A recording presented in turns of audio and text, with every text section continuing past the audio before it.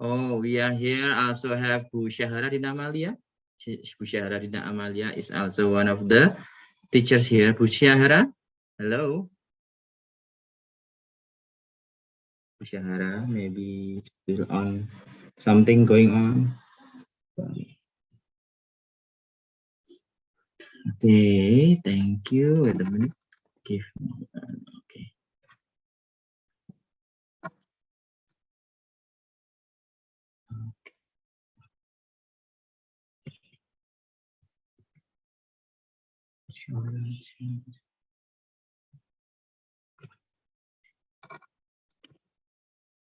Make a co-host. Okay. Okay. Okay, Charlotte, everything is set and done, the live and also the recording. I think it's time for us to start. Is that okay? Okay, Assalamualaikum warahmatullahi wabarakatuh. Adik-adik semuanya, Assalamualaikum warahmatullahi wabarakatuh. Good afternoon, everyone. Waalaikumsalam warahmatullahi wabarakatuh. Good afternoon, everyone. Okay, thank you so much for coming. Okay, it's a pleasure to have Dr. Charlotte Taylor again this afternoon here and is in the morning there. And also, thank you so much for some lecture who joined like Bu Laila, Bu Endang, and also Bu Syahara, and all my beloved students. Today it's going to be our last session of visiting professor program with Dr. Taylor. And of course, today we hope that everyone can can have some kind of insight and also a new knowledge, especially about discourse analysis. That today, like what the information that I got from Dr. Taylor, that she will give the material about metaphor, right? And then hopefully today we are going to learn more and more about that. And if we have any question or sharing session, or maybe you have something to say or the discussion that you want to say later on after the what is that the presentation, we will have the discussion session, question and answer. Okay, now without any further ado, I would like to give the time for Dr. Taylor for having the presentation. Please, Doctor. Thank you very much. Yeah, thank you. So there's been a slight change after we talked yesterday, and I decided not to continue with metaphor because I think the text might be too difficult. Metaphor is quite challenging to identify, and you have to look at extended texts to do it. So I thought what we might do instead was to stay with social actors and social actions, the topics of the first two sessions, and think about how we can identify these using corpus linguistics, as this came up as a topic of discussion yesterday. So the idea is that this can be quite a kind of practical session, and I hope there'll be opportunity for the students to try out something with this kind of idea. And I hope by the end of the session, you can see how you could use these simple tools to help you find out more information about how people are represented, how social groups are represented, and what kind of actions or verbs are associated with particular people, groups of people, or social groups. So it's a bit of a shift from where we were going to go, but I hope it will be more accessible, and I hope it'll be interesting for the students. So this is what we're going to do. We're going to think about collocation. And we mentioned collocation in the previous session because we said it was important for telling us the connotations, the associations we have with a particular naming choice.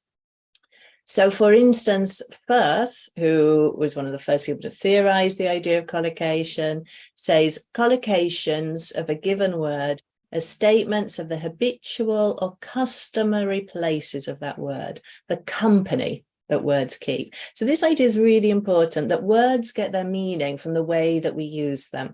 And so if we use a word with a particular set of other words, those start to go together in our minds as well. It becomes a way we think about these things. So I thought we'd start with a context which is very close to home in this university context, and think about, well, what words do you think might collocate with student? So what words go together with student? So when we talk about students, we might also talk about what else? I guess we could think about what students do. We could think about where students study.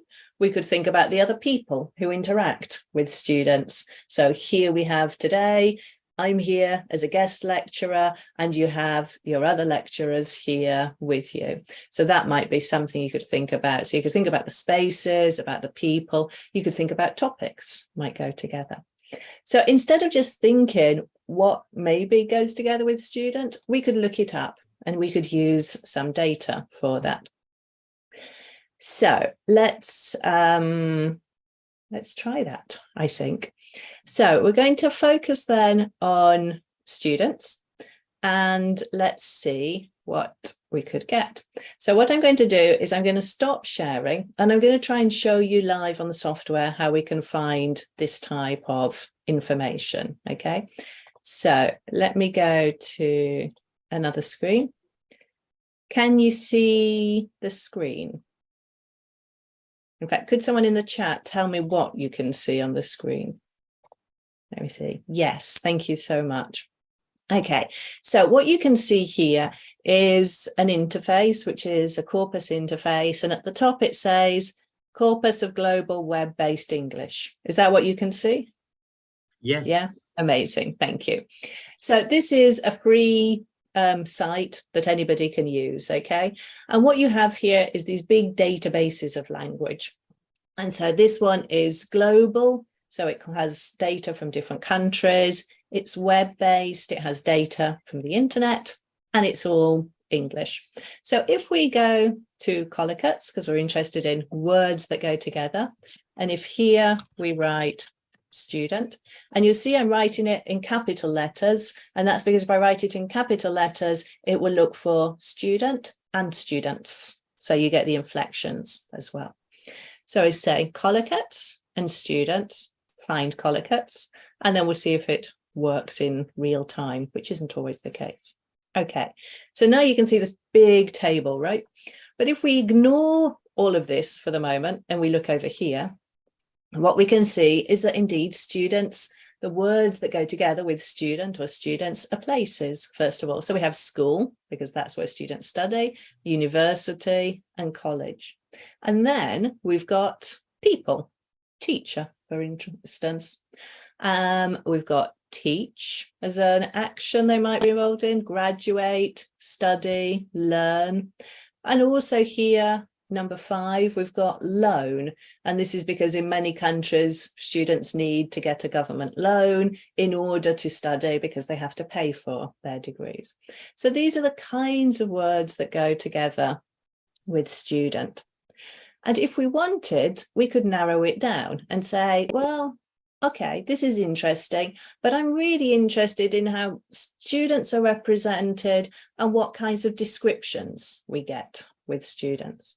So if we wanted to do that, we could go back to the search and we stay with student, but here I'm going to go for list.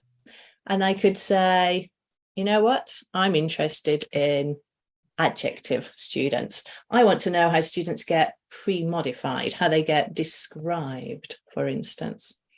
And then we could have a look at that.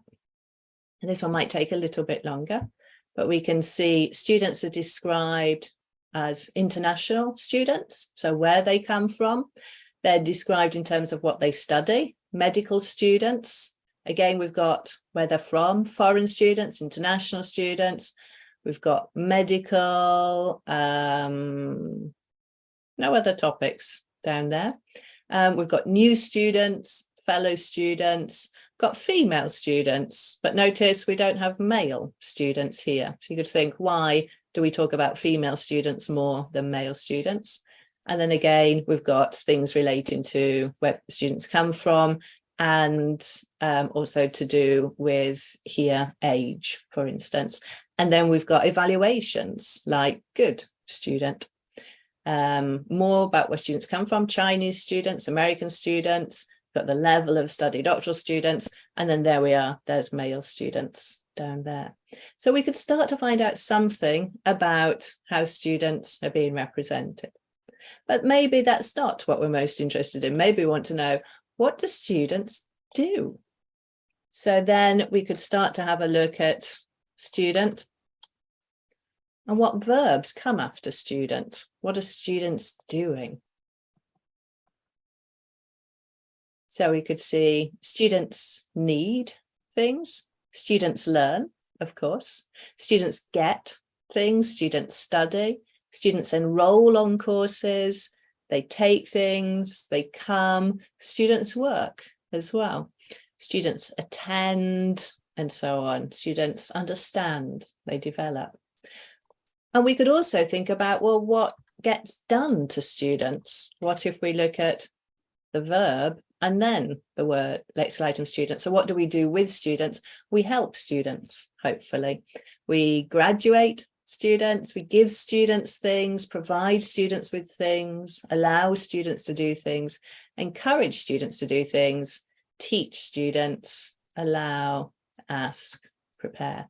So that you can see how from this very big database, and the numbers here are the numbers of occurrences, 2,763. We're looking at a lot of language all at the same time. And what we're doing is using this to build up a picture of how these items are being used in order to understand how that lexical item student is representing people. And you can do it in terms of all the words that go around them and look at the places and things like that, or you could focus in specifically on adjectives or verbs, for instance. So I'm going to go back to the PowerPoint for a moment. Okay, so this is just what we saw because I had a backup in case there were problems with the connection with the website. So we saw that with students, we're thinking then about the verbs that they collocate with, and we saw all of those. And then we might want to think about, well, why does this matter? Okay, what does the collocation, the words that go together with our lexical items, tell us? So I think there's two useful quotes here for you to think about. The first is from Paul Baker. And if you want to know anything about corpus linguistics and discourse analysis, I suggest you read work by Paul Baker. His work is phenomenal. And Baker says, collocates can be useful in revealing how meaning is acquired through repeated uses of language, as certain concepts become inextricably linked over time. And so the idea is that because meaning comes from use, by looking at the collocates, you can see how these terms are being used, and therefore you can start to access that meaning. And Bogatic also says, collocation analysis offers a productive means for understanding ideology. This was really a key term from the first session we had, right? A productive means for understanding ideology, as lexical co-occurrence may shed new light on complex webs of identities, discourses, and social representations in a community. So we can start with a single lexical item, then we can look at the words that go around that lexical item, and from there we can understand the discourse, how that particular phenomenon, group of people or individual, how these things are being represented and constructed for us. Okay. So then we might want to think about, well, could we get an extra layer of detail? So for instance, in the corpus that I just showed you, which I could go back to, we could start to look at cultural variation. So I'm going to go back to that one now. Okay, so hopefully you can see that. So from that corpus, we said it's the corpus of global web-based English. So that means we've got English from different places, and therefore we could use it as a way of thinking about cultural variation in how, for instance, discourses are being constructed. So for instance, if we wanted to look, let's say we're just going to look at let's have verb student. What do we do with students? And then here we could click on sections, and you can see these are the countries which have sections in the corpus. So there's data in this corpus from the United States, Canada, Great Britain, Ireland, Australia, New Zealand, India, Sri Lanka, Pakistan, Bangladesh, Singapore, Malaysia, Philippines, Hong Kong, South Africa, Nigeria, Ghana, Kenya, Tanzania, Jamaica. So lots of different countries represented in this corpus, lots of varieties of English as it's used in different places. So we could use this to see, well, what are students doing here? I'm going to come to that question in just 1 second, Layla. Thank you very much. So here we're going to focus indeed on processes because we're looking at the verb student. So we could take a country like United States, right? And let's have a look. And you'll see if we're looking in the US section, you can see US here. What we've got first is focus on help students, graduate students, allow students, teach students, give, ask, help, provide, prepare, and encourage. And then we might ask, well, would this be the same or would it be different if we look at a different context? And so we could find out by choosing a different country here. For instance, let's say the UK, and see, do we have similar kinds of things? Well, this looks fairly familiar. We've got help, give, encourage, graduate, allow, teach. I'm not sure if that was in the previous one. And again, you could go back and you could choose another country and work your way through and see if they're looking at students in similar or different ways. You can see we've got a lot of similarity here, a lot of emphasis on helping students and encouraging students. We could try Kenya, for instance. And again, very similar kinds of things. So what if then we said, okay, well, it seems no to me Indonesia? that no, I know. I was hoping there would be. Yeah, me too. I was hoping that appear. Yeah, you have to build it. Yeah, so then we could look at adjectives, right? Excuse me, I have question in the chat. Okay. Yes, ma'am. Later on, we will discuss it. The question. Yeah. So I think in some ways we're coming to that question in that if we look at adjective plus a social actor like students, we are thinking about how the participants are being constructed, because here we're looking at the pre-modifiers. So in this set, we're looking at Kenya, and in Kenya, there's a focus, obviously, on Kenyan students, fellow students, new needy students. So this is kind of an interesting one, right? That it's positioning the students as being in need of lots of help. And then these evaluations like best student, top student, bright student, best student. So then you could say, well, do we get something similar if we look, for instance, let's say Malaysia, yes. Malaysia. Our neighboring country. Yeah. So again, obviously the focus is going to be on Malaysian students because it's Malaysian corpus, but also there's an interest on medical students, foreign students, international versus local, but also top, best, good, top, average, good. So quite a bit there on evaluating students as well. Something interesting that the only degree that's mentioned seems to be relating to medical degrees, medical students, and then down here, right, we've got, I think, nursing. Yeah, nursing students. So there's a lot of emphasis on particular types of students as well. So this could be an entry point for thinking about participants as well as processes, absolutely. And it just gives you this snapshot. So if you want to know what's behind the snapshot, you can click here, for instance, like top students. And this is all the examples where top student was being used in the data from the Malaysian corpus. So you can always check out what the context was, which can give you insights for the corpus. But it's quite useful to start with that kind of top level summary of the main patterns that we've got for these. So I'm going to go back for a moment to the PowerPoint.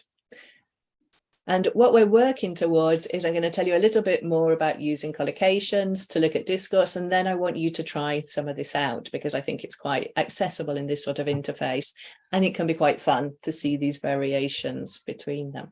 So we see that there are some variations between the countries, but a lot of similarities there.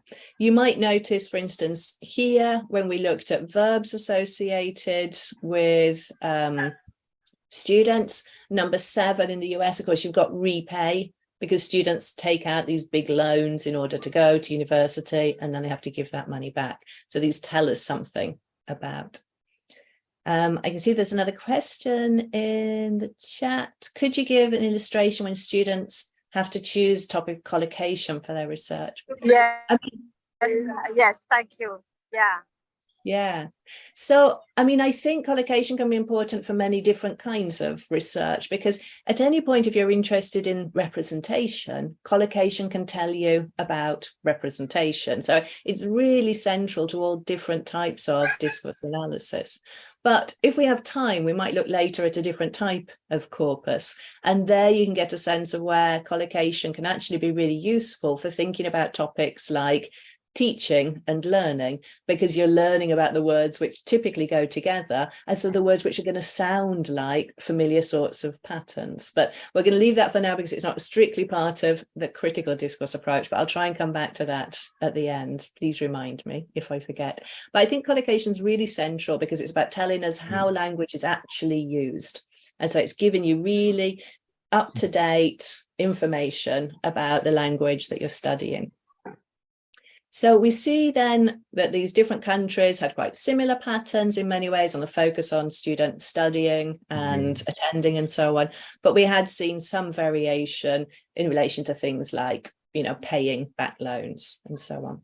So collocation typically tells us about the company a word keeps, and that means it can tell us how social actors are being framed, how they're being represented, and of course the social actions or verbs they're associated with. It's very good for looking at processes, as you'll have seen, because it's easy to identify verbs, essentially. You know, it's a syntactically easy category for us to direct the software to identify, but we can use it for other things. I'm going to try and show you an example of another category.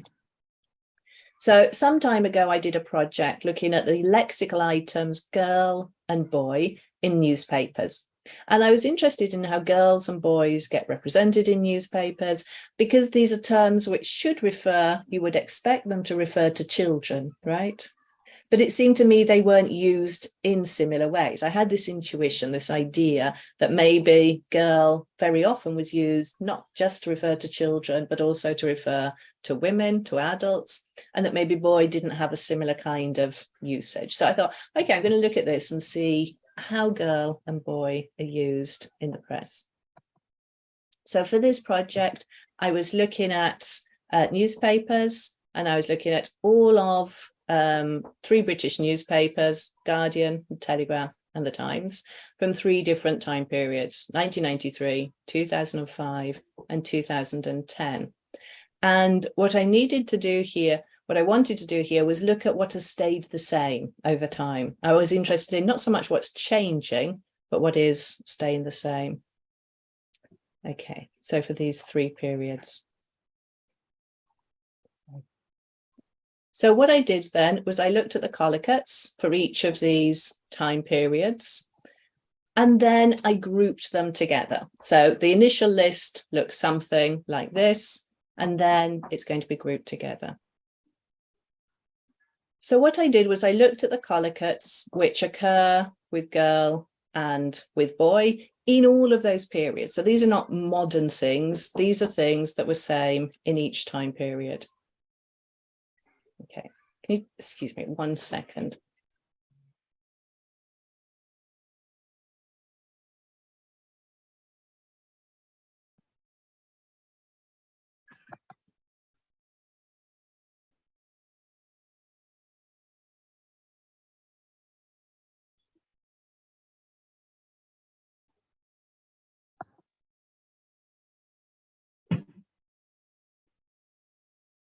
Sorry about that. I got a problem at the door.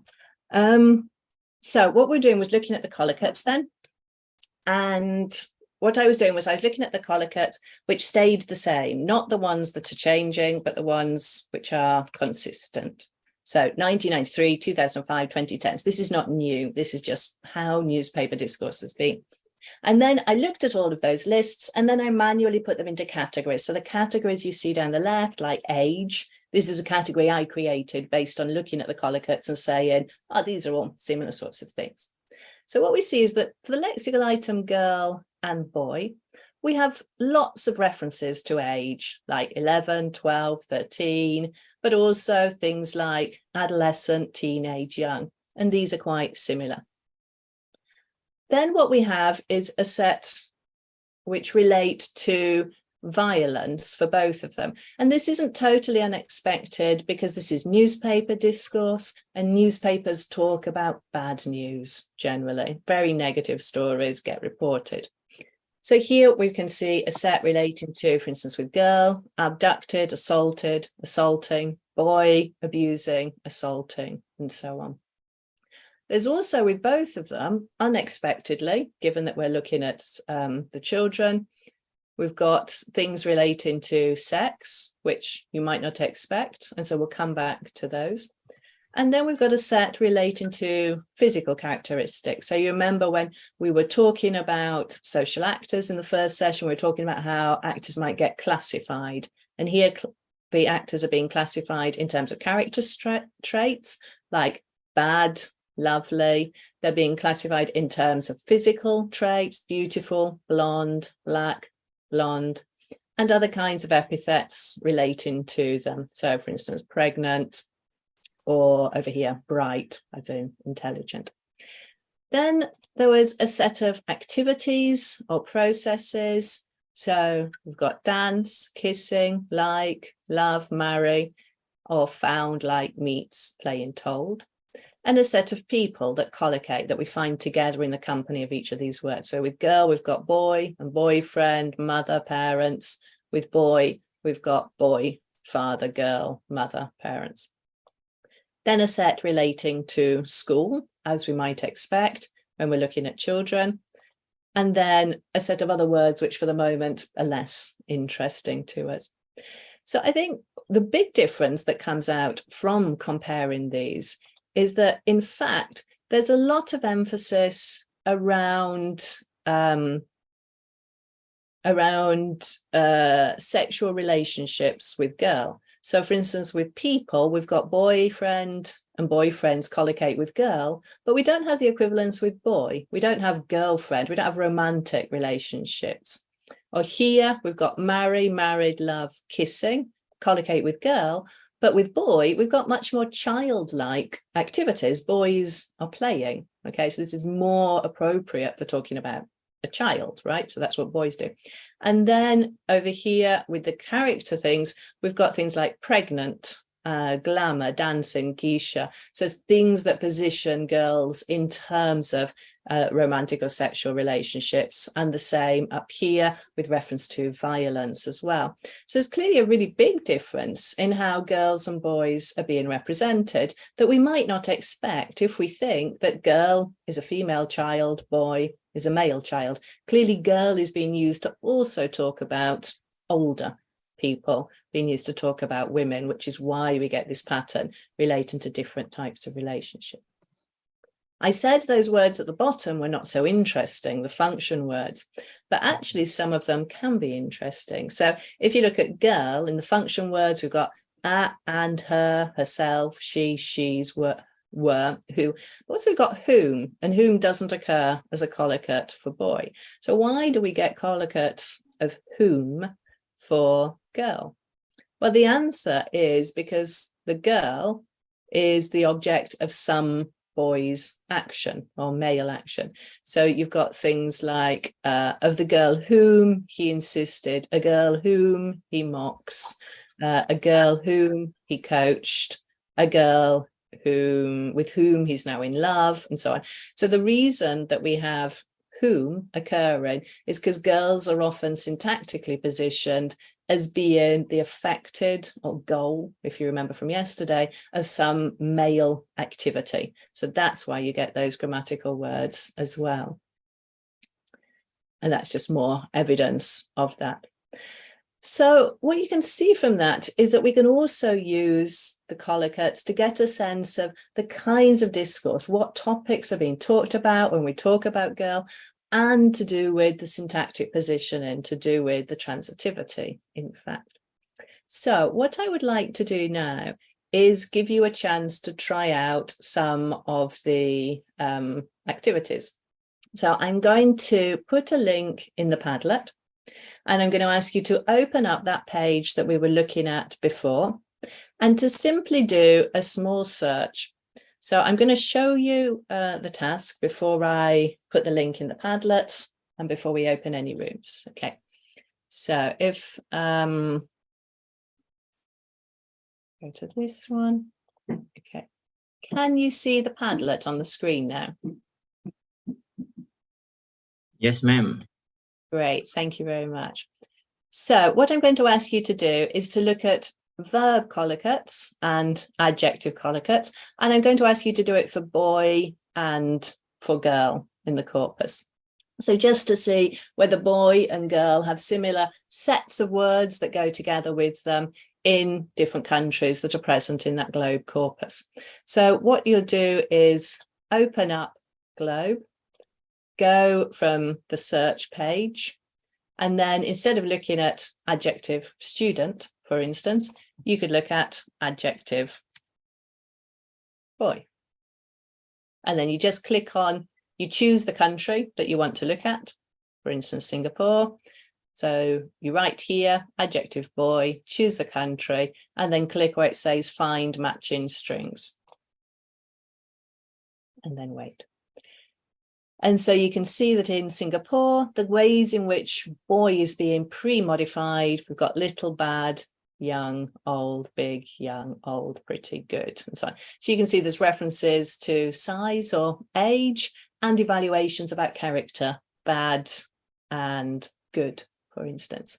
So then you can go back. The best way to go back is not to use the back button, but to use this here. So just click on search and then change from boy to girl, for instance. Same, find matching strings and have a look at how girls are being described. And so you can see it's actually very similar. We've got references to age or size like young, and we've got reference or old, and we've also got references to evaluations of character, bad or good, I guess. Is there somewhere there's good? But also here we've got a set relating to nationality as well, which might be doing different kind of work. And then you can go back and then you could look at it for another country. So we're just going to stay with that for a little while to give you a chance to try it out. So this is the only part that you need to look at. So you just write in here. A point to note, when you write in here, use uppercase. So uppercase, I mean like this. Okay, not lowercase, which would be this. Okay, so we always use uppercase for the writing because that's what the software understands. Okay, so are you ready to give this a try? Maybe. Sure. Let's go. So I'm going to open up breakout rooms because I think people might feel more comfortable talking in a breakout room. If this room empties, I will come into the breakout room. But if this room doesn't empty, I can't leave it because I might need to assign people to rooms. So then you have to call me if you need help. So I've opened up the Padlet. So you can click on that. And then once you're on the Padlet, you can click on the link, which takes you to the same site that I was on. Could you try that now before I open the breakout rooms? Just tell me if you can open the website, okay? Because occasionally there can be country, issues. Okay, amazing. Thank you for the confirmation. So I'm going to open the breakout rooms. Let's take maybe 5 minutes for you to do a little bit of exploration around girl and boy, with adjectives, with verbs, with different countries. See what you find. See if you find anything interesting. And then you could write a comment in the Padlet to say what you've found, and then we can talk about it together maybe, or I can read out what you've written if you prefer not to talk about it. So let's try this. Yes. Charlotte? Yeah. I checked, but we need to log in or something for this. This Corpora. That's annoying. Okay, I thought you could do 10 searches before it asked you to log in. Okay, so it is free to do, but I can't show you there because I'm already logged in. It's free to create, but you'd have to create an account. Do you want to see before I open the rooms if you can do that? And if it's complicated, we'll leave it and I can do it and you can tell me what to put in. Mm-hmm. Yes, we need to register or log in before we try. Yeah. Sorry, I can't give the response because it is crowded in our No batch. problem. So I'm on it, make chatting. Yes, ma'am. No problem, Laila. I just confirm the link that you share, Dr. Taylor, that yeah, we need to log in, we need to register first before we use this one. Okay. Well, can we take a few minutes for people to create the login? It's a totally free login. But I thought we could do 10 searches before you had to log in, which is a bit annoying. Yes, we need to make a name, email and password, something like that. Yeah. We need just to fill that some. Yeah. So maybe if everyone can take a few minutes to log in and register.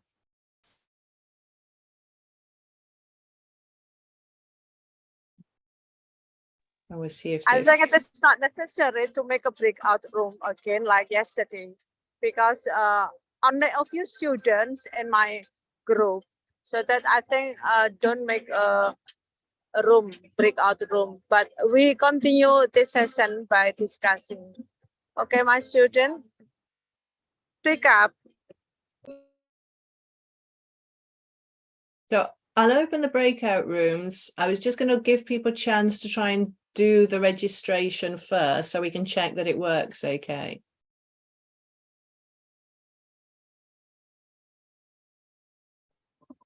Yeah, Obviously, but I cannot understand. handle the discussion to register all the collocated words in my group. Sorry. No, it's fine. There's no need to do anything. I know that you don't. Yes, it's fine, Laila. We can. I mean, the others can do that maybe here. Maybe Laila can do. Later on, try it after you finish the activity out there.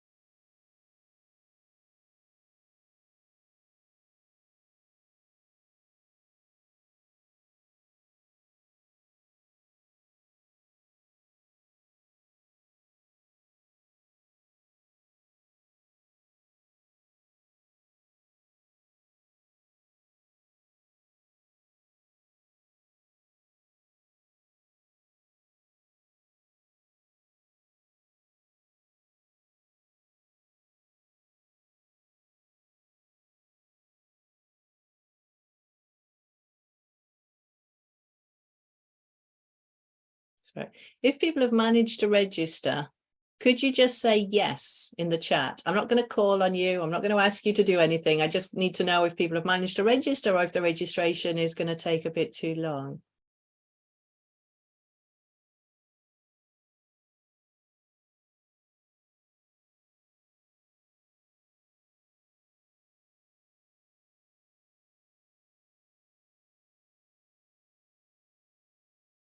Still working on it, Dr. Taylor. Sorry, it's a bit long.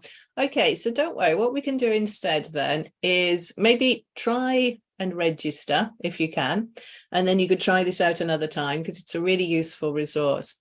And what we can do in the meantime is I can share my screen again and we can look at some of these things together. So if I go back to Chrome. Okay. So hopefully you can see the screen now. So what you can always do is you can put in the chat if you want me to look at any particular countries or not. Otherwise, I'm just going to take a few examples for us to see. So if we're looking at adjective girl, we could take Australia, for instance, see what we've got. So again, we see this reference to age, little, young, young, old, little, teenage. And then we've got physical classifications, right? Beautiful, beautiful. But then we've also got classifications, for instance, poor in some way. So we could go back, try that with boy. And here again, we've got classifications in relation to age. But here we haven't got immediately classifications relating to physical appearance, but relating to character. Bad, for instance, bad again, and then later on, beautiful. If we take another one, let's say Bangladesh. What's happening with boy? Again, lots to do with age. And then we've got things around religion here and here. Nothing to do with physical appearance, I think, in this case. So what happens if we look at girl for the same context? Well, straight away, we have got something about physical appearance. We've got beautiful girl, pretty girl. So you can see that girl is being associated much more with physical classifications, whereas boy was coming in more quickly with things around character evaluations. We have got good girl down here. So this is the kind of thing that you could be exploring. Now, I'm sorry you didn't get a chance to try this out. Maybe we could try with one other corpus and we'll see if that works for you. I see there's a question in the chat, Layla. Grouping collocated words, is it like identifying semantic features? Yeah, absolutely. So by looking at the collocates and grouping them into semantic categories, we're learning about the semantic features of that word. But we're starting to get something more about the discourse, because the fact that boy is associated in, where are we, Bangladesh, with character rather than physical attributes tells us something about the discourses, that the social construction or representation of girls as compared to boys. So yeah, I think that's really important. So let me try and show you another corpus, which hopefully you can access without registration. So another one that you could look at is there's a corpus called Sketch Engine, which is a very powerful interface, and it has a set of free corpora, which are these ones here. It's a much smaller set in this case than the other one that we were looking at, but we've got a few things that are useful. So for instance, we've got the British Academic Spoken English Corpus and the British Academic Written English Corpus. So we could try and open the Written English Corpus, for instance. And here it works in a slightly different way. You've got more options, so it's slightly more complicated in terms of the options. But you can choose, for instance, to look at word sketch. And if we look and see what happens with student in the academic corpus, it doesn't like uppercase. You can see that it sorts it for you on this particular corpus into the grammatical positions. So, for instance, year, first year student, university student, undergraduate student, psychology students. We've got what students do in the academic corpus. They attend, study, live. What we do to students, we help them, teach them, prepare them, engage them. And who students are associated with: teachers and students, facilitators, academics, or students. So we can see the kinds of language that surrounds students in this British academic corpus. What I was going to say to you that's quite useful about the academic corpus as well is that you can look at different aspects relating to how we write in academic environments as well. So it can be quite useful for things like that. For instance, if you go to concordance gives you lots of examples of words. So for instance, you could look at things like emphasize and see that emphasize is used 674 times. It's quite common in academic writing. Whereas if you were to look at something like stress, although here we'd have to say it's a verb, no, it's mixing up the noun form. If you look at it as a verb, it tends to be used somewhat less, for instance, or highlight a bit less frequently typically as well. But these are other features. So I would say if you wanted to have a look at this one, you could have a look at this bit here where it says word sketch, and then you just type in a word that you're interested in. For instance, what do we do with essays? So we say we might talk about the purpose of the essay, the scope of the essay, what the essay aims to do, the essay examines, discusses, essay explores. Similarly, we might look at something like assessment. And what do we do with assessments? And you can look at these kinds of things. So the academic corpus, for obvious reasons, is not so useful for thinking about representation because it's not talking about groups in the same sorts of ways. It's a collection of essays, of exam papers, and so on. But it can be quite useful for you to just sort of get a feel of what you could find with a corpus. So if I give you the link for that one, you could try and open it. The link will take you to this page where you can choose your corpus. I would suggest you might want to look at the academic written corpus because I think it's going to be the most relevant for you. And then choose this bit where it says word sketch. And then you could think about different people that you could put in. So for instance, if we put lecturer, let's see what lecturers do. So we thank lecturers, ask lecturers things, lecturers speak, they give things, they use things. Or what about if we went for teacher? So teachers are dismissed, interviewed, assisted, helped. And what teachers do is they teach, they initiate, they read, they perceive, and they ask things.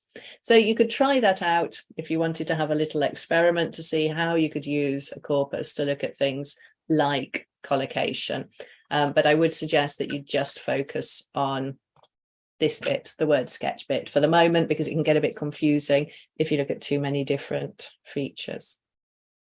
Okay, so try and open that one and see how you get on, and try and register for the other corpus, I would say, because what I would show you with the other corpus, I was showing you the corpus of global web-based English, which is very interesting because it has all of these global Englishes. But there are many other corpora available on that same interface, and they're all free. So this corpus is the news on the web corpus, and this contains data coming right up to yesterday. Okay, it's a constantly updated corpus, so it's very, very contemporary. There's also the coronavirus corpus, which can be quite interesting for looking at, for instance, how communication was set up around COVID. So there, if you are interested in the representation, for instance, not of a person like students or teachers, but of a thing like COVID, you could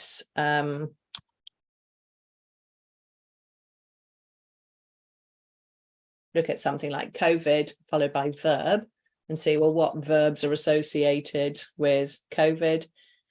and you see COVID hit, came, struck, happened, started, continues, spread, going, began.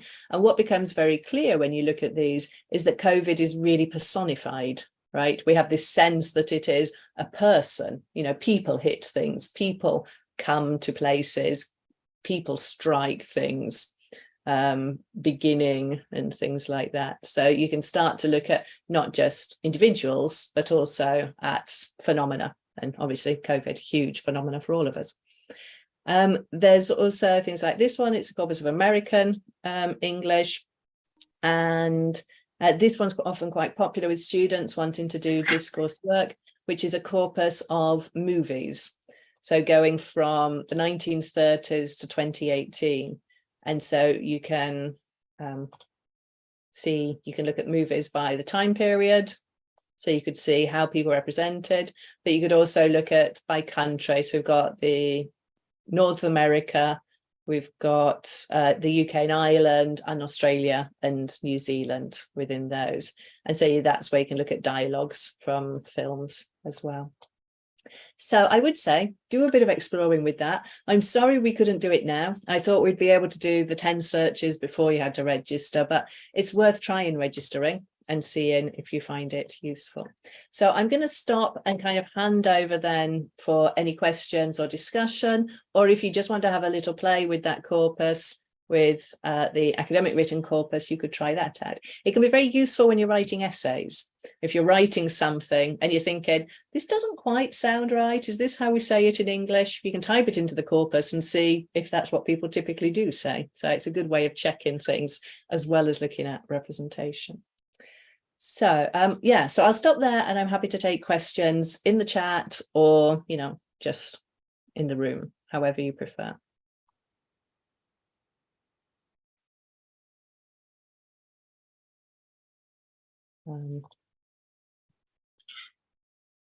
I just wanted to show you on the slides. Sorry, I have put the 2 links on the slides as well for looking at those 2 open access corpora.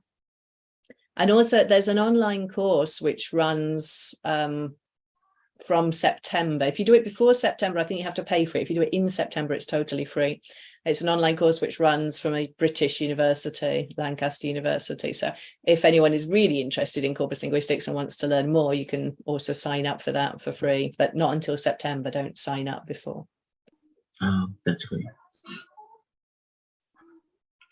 Dr. Taylor, at the previous, what is that website, you mentioned that there is no Indonesian country. So when you mentioned that, oh, make it sound, may prepare it. What do you mean? I mean, how does the data came from to get into that website actually, by the way? Oh, so it varies a little bit. For that particular one, let me see if I can go back.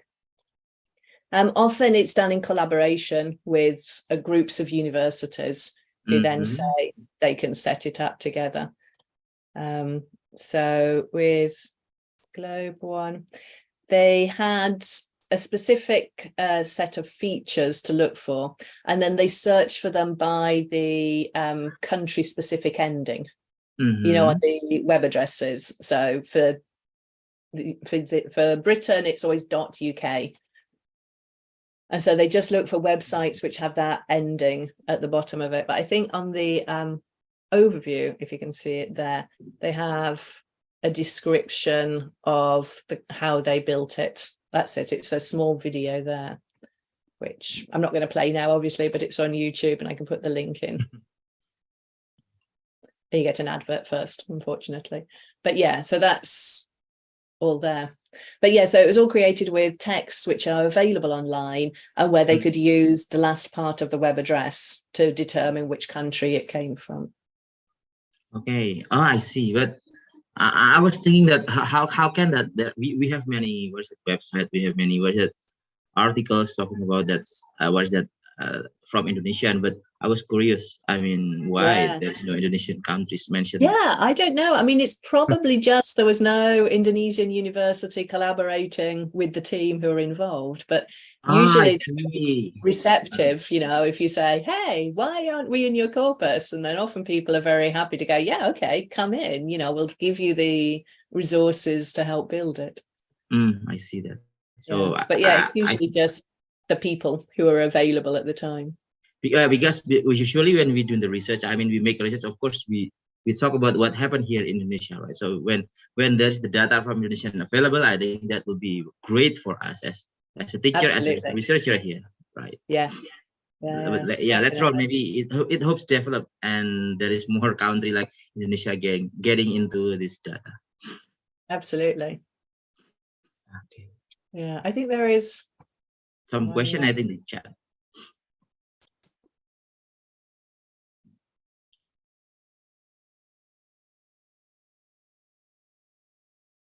So there's a, I showed you the example of Sketch Engine, which has the free corpora, and then it also has a subscription section. Now in the subscription section, I don't know if, okay. So in the subscription section, it has two corpora with Indonesian. So the web corpus, which is like 90 million words, and then subtitle corpora. Open subtitles. Mostly the one who has download the subtitles there from the movie or something. Yeah, exactly. Oh, so they're very popular with people who are interested in translation very often. But that's not yet available in the free version. Yes. Okay, maybe the others, boys and girls, boys and students, and the others, maybe Bu Laila, Bu Endang, Bu Syahra, if you have any question or you want to share something with Dr. Taylor, I think it's a good time for us.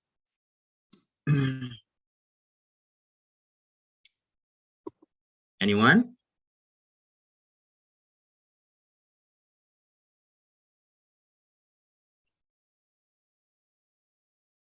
Okay.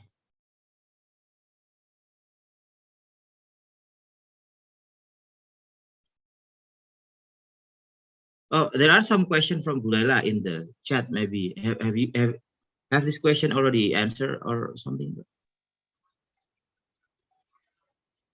Can you see that? Yes, I think so, but I'm just going to go through them and check. So yeah, we talked about how collocation we can use looking at participants as well as processes, which we saw with the adjectival examples. We're thinking about when students choose collocation, which really is any time you're looking at representation, it's going to be useful to think about, but it is very difficult to do without a corpus, because exactly as Leila was saying, how do you decide what's a collocate if you don't have the corpus to do that summary for you? And then, yeah, the grouping collocated words is like looking at semantic features. You're doing semantic grouping, so they tell you about the semantic features. Absolutely. Yeah.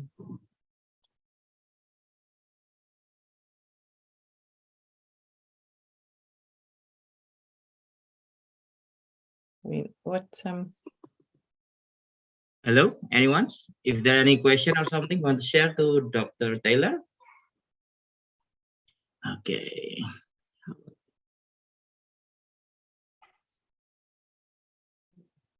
Kind of ways that students I work with often find useful to think about collocation as well is if you're interested in words which you think are the same and you're not really sure what might be the difference between them. So when we're looking at synonyms, are they real synonyms or near synonyms?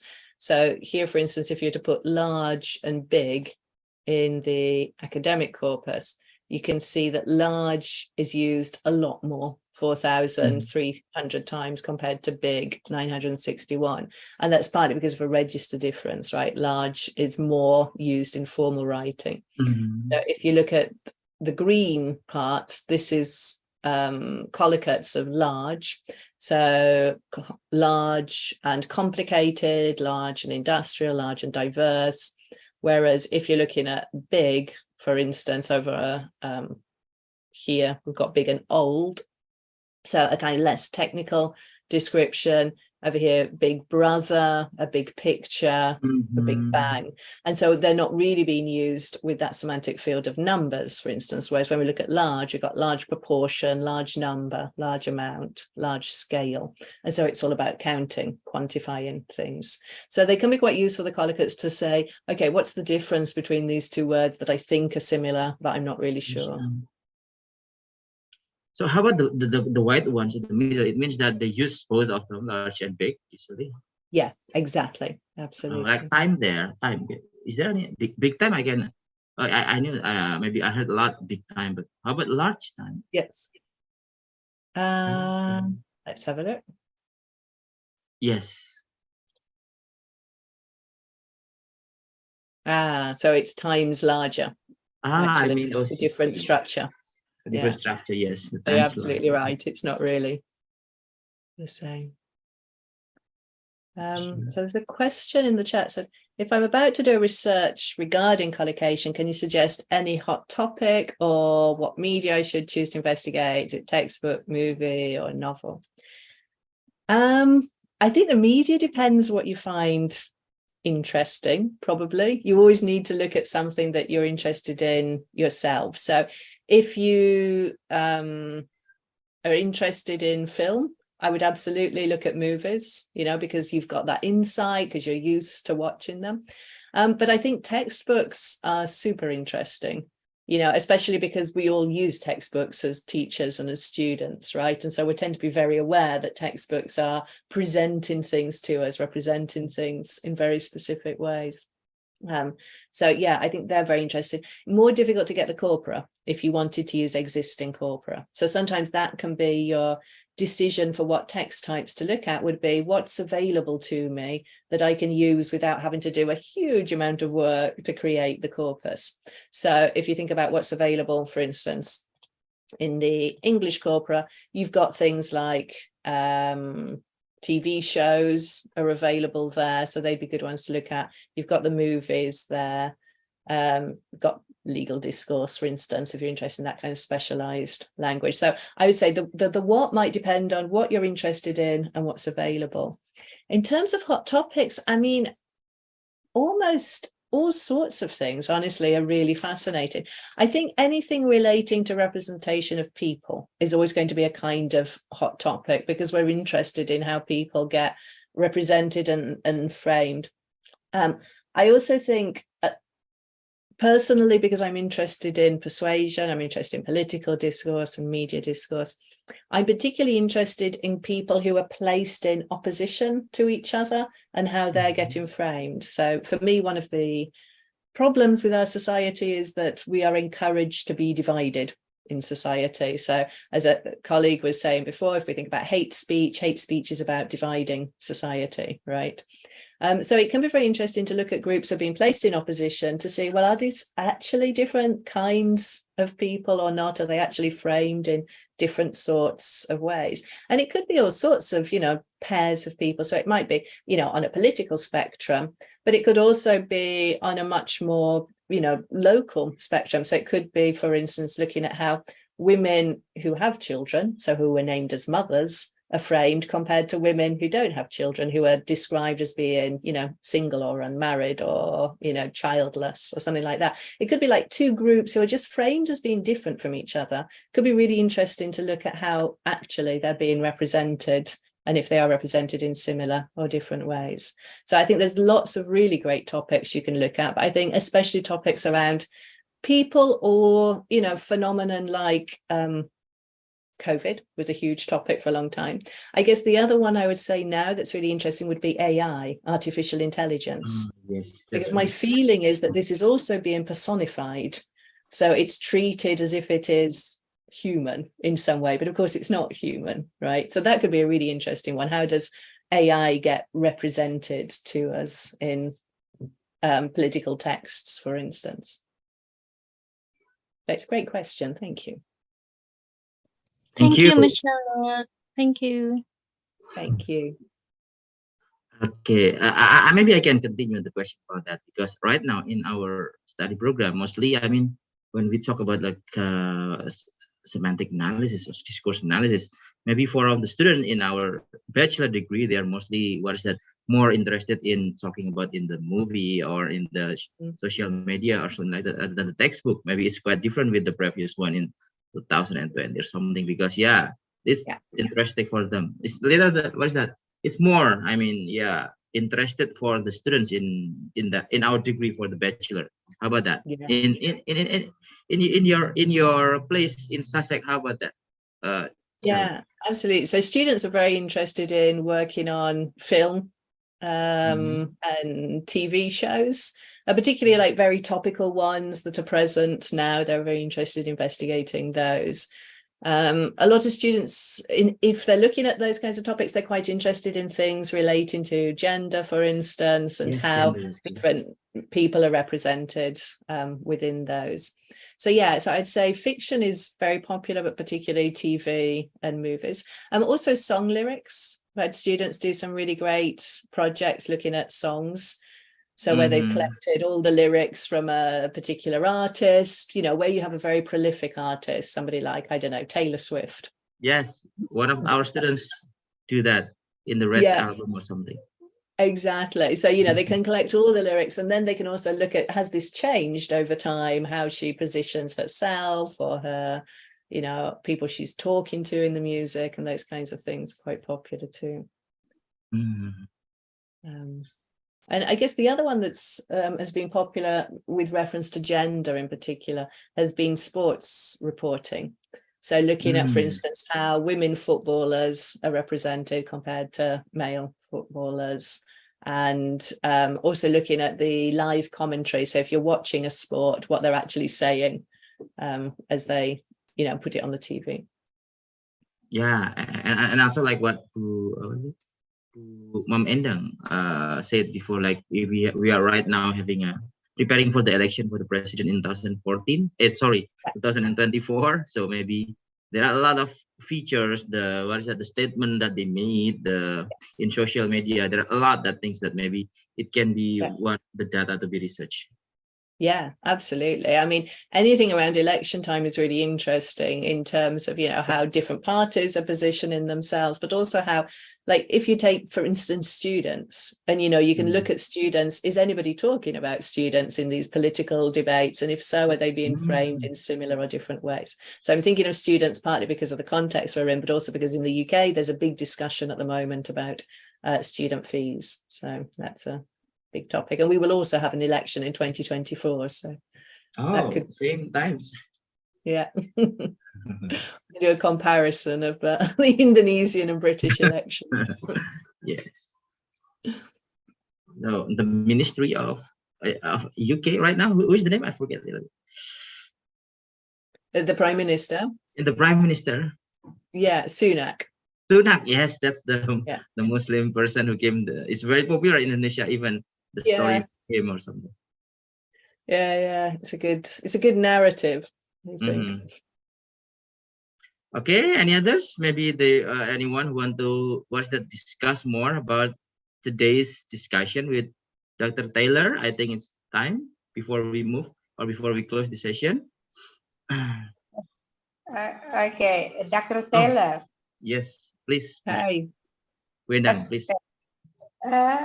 I read the book from Shriven talking about approaches to discourse analysis, such as feature theory, pragmatic, methodology, interactional sociolinguistic, ethnography of communication, variation theory, etc. So it's become belongs to yesterday and the past.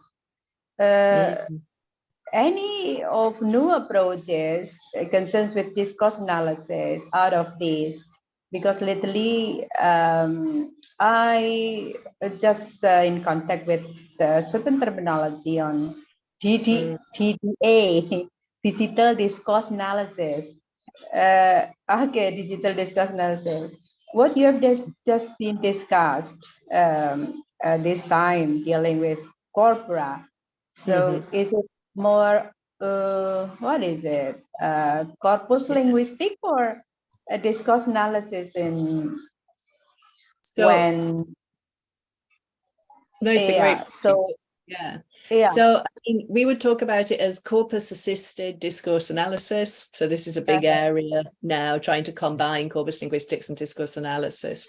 But it fits very well, in particular, with critical discourse analysis, because it gives us a way of looking at representation on a big scale. And critical discourse analysis is interested in, you know, that kind of societal level of understanding as well. So it fits very well with critical discourse analysis, but it draws on both corpus linguistics and discourse analysis more generally. And yeah, it's a big area for development now. I would say the other big area for development in discourse analysis is cognitive discourse analysis as well. Socio-cognitive. Yeah. So really trying to understand how the relationship between these patterns of language and how we think about particular phenomena. And so metaphor is a huge part of that, but not only metaphor, but, it's one of the really important aspects. And I guess the third component, I would say, which I haven't talked about in these sessions, but there's a great book on it, is on multimodal discourse analysis. So trying to account for what we see and hear, as well as, the text in terms of the language. And there's a great book I think I recommended on the slides called How to Do Critical Discourse Analysis by Machin and Mayer. And they do, social actors, and they do it how you look at it in the text, the verbal text, and then how you look at it in the images. And then they do the same for social actions, for transitivity. So that's a really great approach, I think, very step by step for students. Yeah, okay, great idea. So scholar right now try to combine between linguistic and psychology, cognitive psychology, and then with social aspect and cognitive sociology, cognitive social approach, the cognitive social approach, what's going on in their mind, as well as how they use the language as communication in society. Because you see that language use is always concerns with the context. Yeah. The social context. It can, the background of the speakers. Yeah, so important.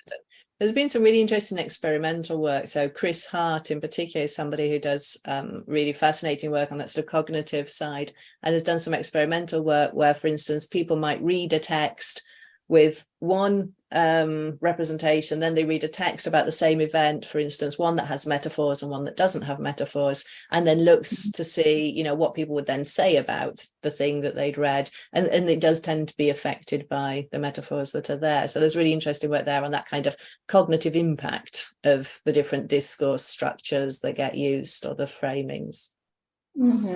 It's a fascinating area. Good. Very often it's rather difficult to find proof how it's impact cognitively. Exactly. The measurement, particularly how to measure. Really difficult. So the only way really is to do it through experimental methods, where you ask people to read something and then you ask them questions about it and see if there are similarities between people who read one version as compared to the other version. But it's really difficult to know what the impact is of these strategies, and we assume they're important, we think they're important, but it's very difficult to prove that. Is it possible that we can try to find out what's going on in their mind just through what they produce, the speech they produce? Like, for example, a long time ago, I was quite concerned on error analysis, long time ago when I was young.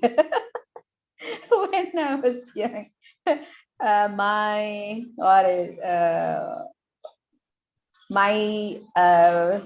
research paper and my graduate study in 1990 something. Okay, so I conducted error analysis, and people currently also talk about corpus error analysis.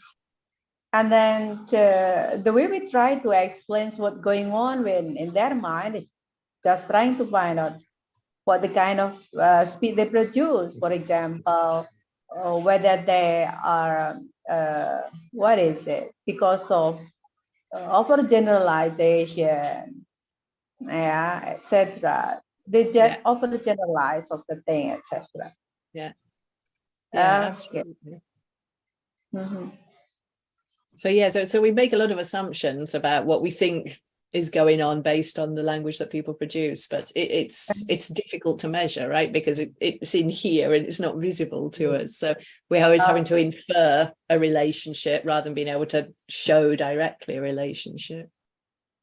Mhm.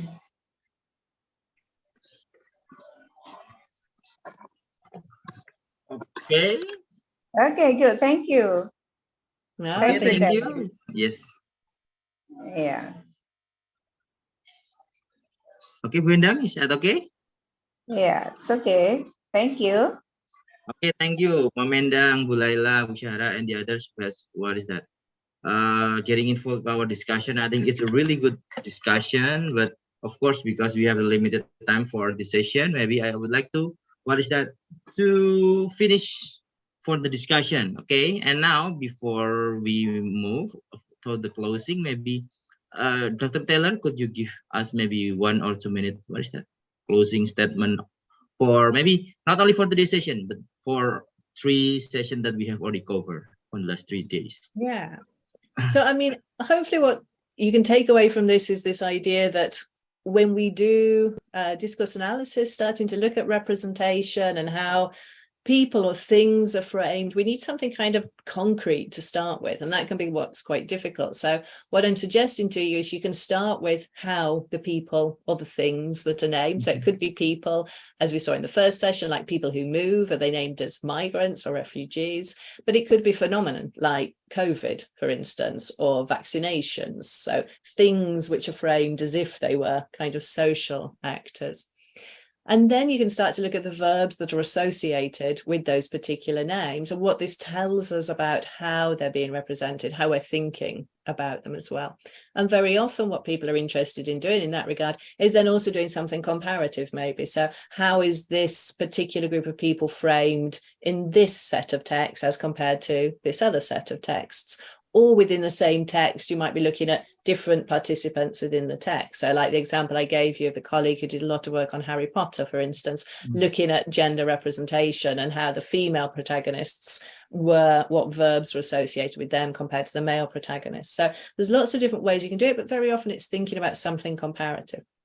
And then today, what I'm suggesting to you is that a kind of way in could be to look at collocates, and they give you a kind of shortcut for thinking about, well, what are the associations? What are the connotations for this group of people, for instance? And you can also use the corpus approach to collocations to compare what you've done with your detailed, really good qualitative analysis of a single text to the more general patterns and say, well, is my text typical? Or is my text different? Is it atypical compared to general patterns? So you can use them in different ways, either kind of as a support or as the main focus of your research. And I would really recommend that you have a play around with the corpora because they're useful for all sorts of things. And the only way to learn how to use them is just have a bit of a play. And I'm sorry the registration was necessary. I wasn't expecting that. So that is a shame. But yeah, so I hope it's been useful for you. It's been a pleasure to meet students and faculty at the university. It's it's really nice to have these chances, these opportunities to talk together a little bit. Okay, well, yes, it's nice for us also. It's an honor, not only the nice here for having you for the last 3 days. And I hope that what you have already delivered, what you have already shared to us, like the corpora and also the website that you shared today, I'm going to share it to all my students and also my colleagues like Bu Laila, Bu Endang, and the others. Hopefully, it's going to be helpful for us, not only for studying corpus, corpora, and also for the collocation, but also in case whenever we have some kind of the research, we hope that it will be very useful for us. Yeah, because we are here, of course, as a teacher in university, not only for teaching, but also we are there's a requirement to do the research for every year. So that's why I hope that it's going to be very helpful for us. So. And once more, maybe hope for the next Indonesian data will be available in the website that they share in the corporate. Yes, I hope so. That would be great, wouldn't it? That would be good. Yes. Once more, I would like to thank you very much, Dr. Taylor, for being here. It was a very wonderful opportunity for us studying the discourse analysis topics with you for the last 3 days. And we hope that for this collaboration, for this activity, not only just being stopped here, but maybe for the future, we can have still more another collaboration. Yeah, maybe for the lecturer, research and etc. I hope that is going to be more collaboration for the future. Once more, I would like to say thank you very much for being here. Yes, and I think that's all for today's session. Later on, I would like to send you an email regarding to the administration process of this. Okay. Yeah. Thank you very much, Dr. Taylor. Thank I think you that's very all for much. today. I'll see you again someday when we have another collaboration. Thank you very much. Perfect. Thank Thank you. Dr. Goodbye. Taylor. Thank It's you, great Dr. to Taylor. meet Thank you. you, Miss Charlotte. Thank you very Goodbye. much. Thank you. Thank you. Thank you, Mr. Harry.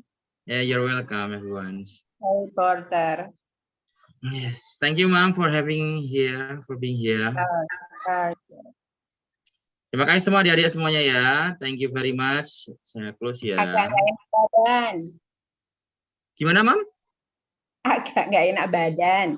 Oh, mungkin jangan, Mam. Semoga segera Aku sembuh. Beckham. Mau Beckham. Sorry? Mau Beckham. Bekam. Oh, bekam. Masya Allah. Ye, semoga tambah seger, Mam, ke depannya. Ye, amin, amin. David Beckham. Kalau N, guys, dari Mawon, guys. Assalamualaikum warahmatullahi wabarakatuh. Pak Ari.